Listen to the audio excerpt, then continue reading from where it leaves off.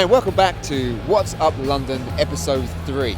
Now this episode we're going to do exactly what we did last time, take you around some of Clink's favourite bars and eateries. Now a great place to start because we're in Piccadilly Circus is Chinatown.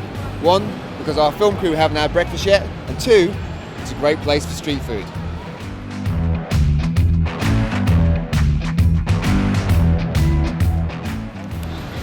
Okay, so here we are with our authentic Chinese street food, and this is a chicken Bao.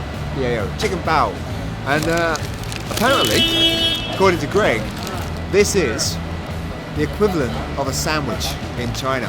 Now you can go all around Britain and you'll find sandwiches everywhere, but in China, chicken bao. Now one thing you are going to start seeing more and more around London and Chinatown is bubble tea. Now traditionally, bubble tea in China is a milky tea with tapioca pearls, but as in London style, you can now get it with grapefruit, raspberries, coffee, jelly. Let's go find out what it's all about.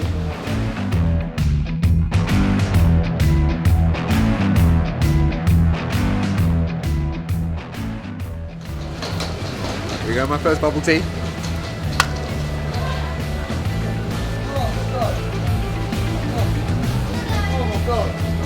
That's lovely. From October 8th this year for 12 days is the BFI London Film Festival. 248 films shown over 17 cinemas like the Odeon here in Leicester Square. It's certainly on our Clink list of must-dos, so get out there, get subscribed early and go see some movies.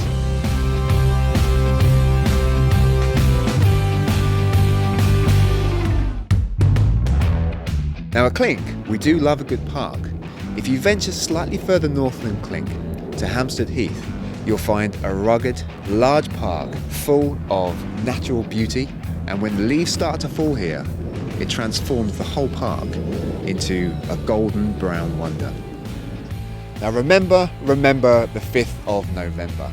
It's that date every year that marks the anniversary of Guy Fawkes trying to blow up the Houses of Parliament and kill King James I in the process. But to mark the day, year on year, for hundreds of years, the government made everybody celebrate it with fireworks and fires, and in London there are lots of fireworks displays spread across the whole of the city.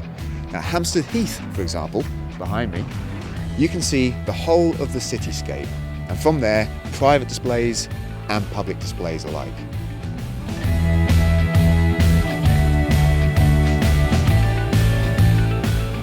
Now for you vegetarians out there, getting good quality vegetarian food when you're travelling is pretty difficult, but next to Euston Station in Drummond Street is Dawana, a very authentic Puri vegetarian restaurant, recommended by all of our clinkers.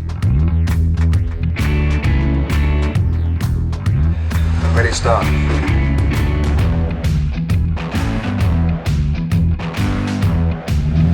Now, if you're travelling from a foreign country and you're worried about exchange rate, don't forget there are plenty of places in London that take Bitcoin.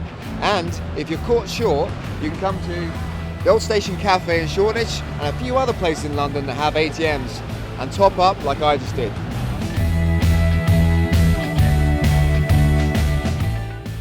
Now we've just come out of Angel Station and walked up White Lion Street, and here we found Craft Beer & Co.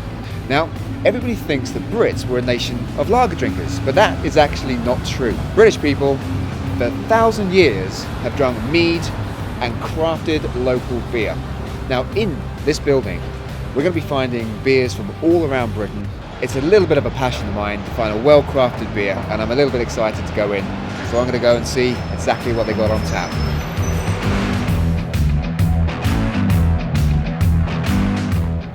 Now, just been through a beer tasting with the film crew, and it's taken us quite a while to come to our beer and ciders of choice. But I've chosen number 5 from Kentish Brewery. Posters scattered around the walls telling you the wheel of beer flavour, the 8 stages of brewing, and behind me is the beer periodic table, which is a nice touch and a great setting to sit back and enjoy a nice craft beer.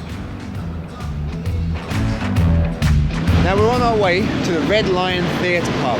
Now the Red Lion's been known over 30 years to reproduce some of Broadway's shows and West End into a smaller theatre, much smaller audiences. Now the Red Lion will put on things like the full works of William Shakespeare or Importance of Being Earnest. You can find anything here, but it's also a good place for having a pint. Now we've just had a guided tour of the Red Lion Theatre Pub by the manager. Had a look upstairs and there's a play company having a technical run through. This place has got an amazing buzz to it. But it's not just all about the plays upstairs. They have live music downstairs, they have comedy. It really is a place that I think any clinker should check out. So here we are at one of our last bar recommendations for London on this particular What's Up. Now behind me is the 10 Bells, established in 1752. It is one of my favourite pubs in London for being authentic and having an interior that takes you back to the 18th century. But it's also famous for being the site of two of Jack the Ripper's murders. And quite frequently you'll find Ripper-tours parading through this area. But when they're not here, it's nice and quiet and a good place to go for a drink.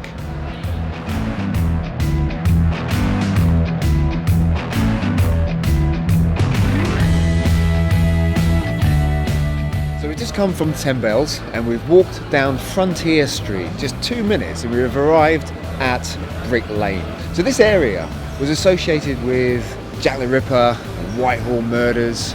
But after the Second World War and the Blitz, it was completely rebuilt and then became home to Britain's Asian community, and especially Indian. Okay, now when you come, you do have to haggle. Lots of people will offer you a discount, but you have to slip into that kind of negotiation sort of mindset to pick up. All right, Dave?